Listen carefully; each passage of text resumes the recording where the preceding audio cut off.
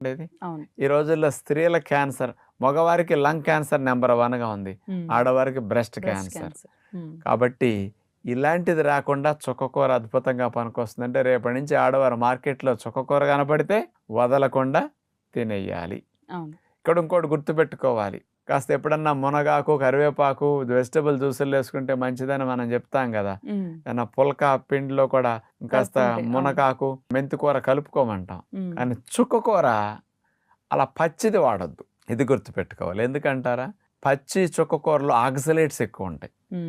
అవి లోపలికి అట్లా ఎక్కువ మొత్తంలో వెళితే కిడ్నీలో స్టోన్స్ వచ్చే అవకాశం ఉంటుంది.